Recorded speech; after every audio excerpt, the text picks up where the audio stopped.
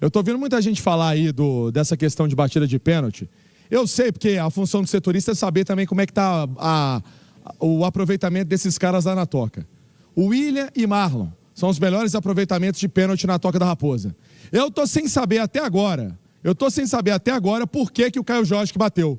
Se você tem o Marlon e você tem o William. Se o William tá fora suspenso, o Marlon, se tá em campo e tem um dos melhores aproveitamentos, tem que bater. Não só tem o melhor aproveitamento, Pansieri, mas como contra o Boca bateu e fez. Bateu e fez, e bateu um canudo. Que se você colocasse o Chilavé, o Oliver Kahn, o Peter Schmeichel, o Van der Sar, o Dida, ninguém ia pegar. Né? Vamos ser sinceros. E aí, o banco de reservas tem que dar uma orientação, não tem não? Eu acho que tem que dar. Não, sim, isso vai ter que ser respondido pelo Seabra. É o Fernando Seabra. Exatamente. Então, não a decisão assim, não pode partir do próprio atleta, né? Ah, tô numa fase ruim, ainda não marquei e vou lá para bater o pênalti.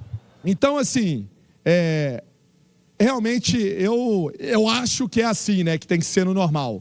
Né? Todo lugar tem hierarquia, mas enfim, aconteceu isso.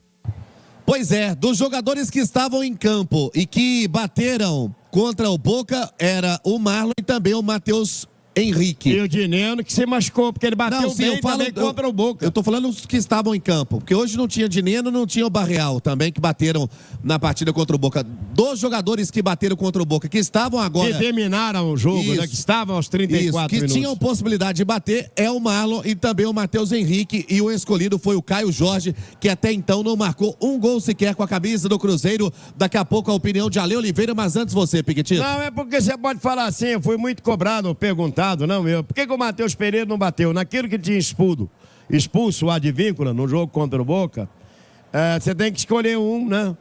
Que saia. O próprio Matheus havia dito ao Seabra, tal, não tô legal para bater. Então a gente sabe que ele não é o batedor. Meu caro Ale Oliveira, comentarista do pós-jogo da Itatiaia, que o bicho vai pegar, o torcedor tá bravo, com razão, e você tem voz aqui na Itatiaia.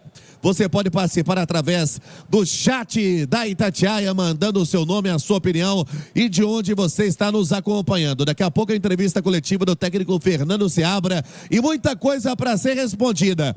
Mas já rolando a bola para você, Ale, no tema que estávamos agora. O cobrador, para você que é rodado, para você que é o comentarista, boleiro também, o que aconteceu dentro de campo? Foi o Caio Jorge pegar a bola, deixa eu fazer o meu para desencantar e colocou em risco uma vitória do time, meu caro Ale. Foi basicamente isso, né? O Caio Jorge, que para mim não fazia uma partida ruim. Vale lembrar que ele que tomou a cotovelada que resultou na expulsão do Rogel, ele que sofreu a falta que o Matheus Pereira bateu na trave. Eu acho que ele estava mais atento, estava mais ligado, estava brigando mais. Para mim, do que a gente viu do Caio Jorge com a camisa do Cruzeiro, ele estava jogando acima do que ele já tinha jogado. Então, acho que para coroar essa participação do camisa 9, ele chamou a responsabilidade. Na hora eu chamei o Pique aqui para dar a minha opinião.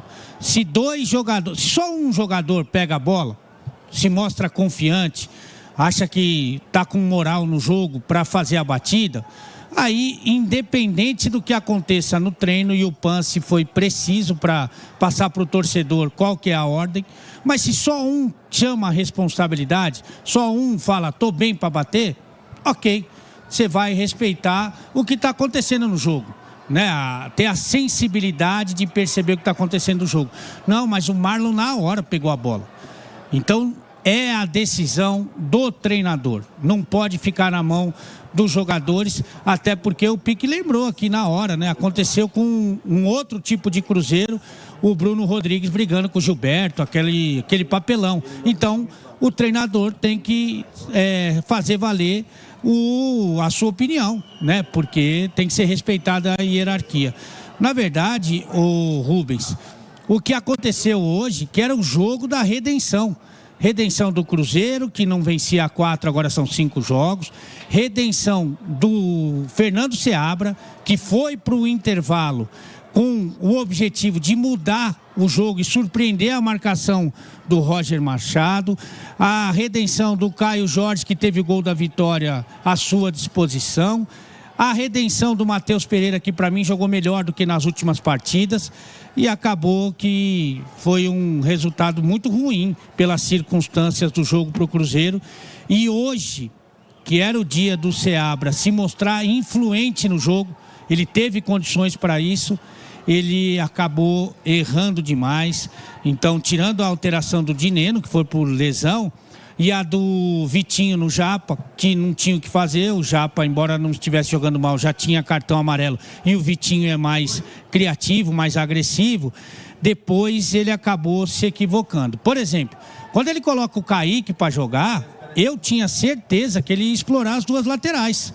Ele quase colocou o Matheus aqui na direita, né? Não, colocou o Mateuzinho na direita, só que ele colocou o Kaique de ponta, pela esquerda. Então, na minha cabeça, ele ia abrir os dois laterais canhoto que ele tinha para dar um pouco mais de amplitude para o time. Embora com o pé trocado, são caras... O Kaique, por exemplo, é um cara que está acostumado a atacar. Agora, ele jogando como ponta ali, dificilmente ia criar alguma coisa. Então, para mim, aí houve um equívoco. O Arthur Gomes sair para o Vital, sinceramente, eu não entendi. Porque os atacantes que ele colocou, um era lateral, que era o Kaique, e o outro era o zagueiro, que era o João Marcelo. Então, por que não deixou o atacante?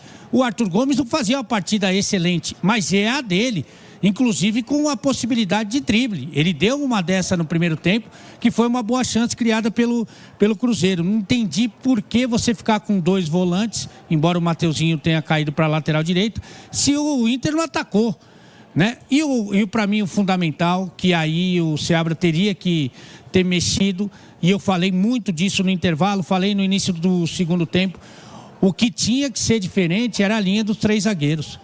Porque tudo que acontece na frente do primeiro marcador do Inter não vale nada. O Valência, ele marcava três. Ele marcava o Zé Ivaldo, ele marcava o João Marcelo e marcava o Vilauba.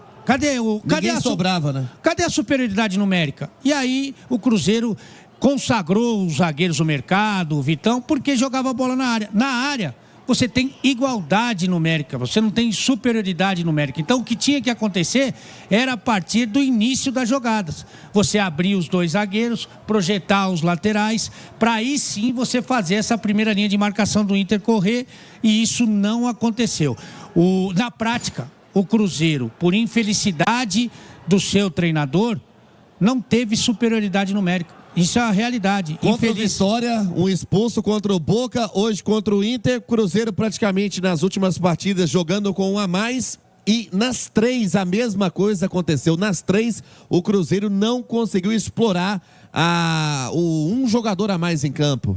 Às vezes, até pelo calendário, você não treina isso. Tem time que treina praticamente muito pouco o treino coletivo, né? De 11 contra 11. E às vezes não treina o 11 contra 10, o 10 contra 11. Só que no vestiário, como o zagueiro uruguaio foi expulso aí com 31 minutos, 32 minutos, no vestiário ele já sabia como o Inter ia se defender.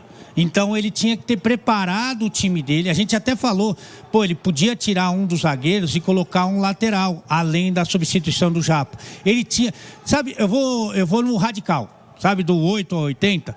O Fernando Diniz, por exemplo, além de não voltar com três zagueiros, ele ia voltar com os volantes na zaga, porque a bola passava muito pelos zagueiros. Então, se você tem um cara que consegue vencer aquela primeira linha com um bom passe, você tem a superioridade numérica. Não vou chegar ao extremo de falar que ele tinha que ter feito o que o Fernando Diniz fez, mas ele tinha que ter armado o time dele para fazer valer esse homem a mais. Isso não aconteceu em nenhum momento, e pior, ele usou a estratégia que é a melhor para o adversário. Alçar essa bola na área sem o Dineno, e onde o Inter estava com a concentração maior de seus marcadores. E ele fez até o João Marcelo de centroavante. O final é difícil, o contexto daquela reta final do jogo virou uma salada mista, né? O João Marcelo como centroavante, o Mateuzinho de lateral direito, tentando fazer ali uma dobra pela esquerda com o Kaique de ponta esquerda. O Kaique. acredito que até o Arthur possa ter saído por cansaço para a entrada do Vital, porque não tem outra explicação. Você tirar um atacante nos minutos finais do jogo, dava para o Arthur aguentar. Inclusive, o Arthur é um dos únicos que estão se salvando aí, né, Ale? Eu acho que, de qualquer forma, o Arthur cansado, o Arthur não tão bem, ele vai ser melhor, mais efetivo. Ele vai incomodar com o drible, com algo assim. Do que um zagueiro ou que um lateral, jogando no ataque, né? Então, aí foi na base do desespero, na base do vamos ver o que dá. E deu no empate, né? Um empate muito ruim, principalmente para o Seabra, porque ele deveria ter sido influente no time. A estratégia do Roger, mesmo com um jogador a menos, foi mais eficiente do que a estratégia do Seabra. Agora, evidentemente que você tem que fazer várias ponderações, vamos ouvir a coletiva dele daqui a pouco. Se você falasse para o torcedor do Cruzeiro, que está bravo agora, que está nos ouvindo, fala assim, não quer jogar 24 rodadas do Campeonato Brasileiro, você já entra na 25ª. Você vai entrar como o 7º colocado, com 38 pontos, eu suspeito que o... Na hora. Mas então... Esses 38 pontos, essa 7ª colocação, muito distante do que o Cruzeiro vivia no ano passado. Por exemplo, em 24 rodadas de 2023, o Cruzeiro era o 13º, com 29 pontos a 4 pontos da zona do rebaixamento. Muito distante, mas também o time é outro. O time contratou, o time investiu. Com a chegada do Pedrinho, ele vê o futebol de uma forma diferente. Eu sei de tudo isso. Só que esses 38 pontos têm a participação, sim, do Seabra. Então, o negócio é pensar, o negócio é refletir, é ponderar para não tomar uma decisão de cabeça quente. Decisão de cabeça quente.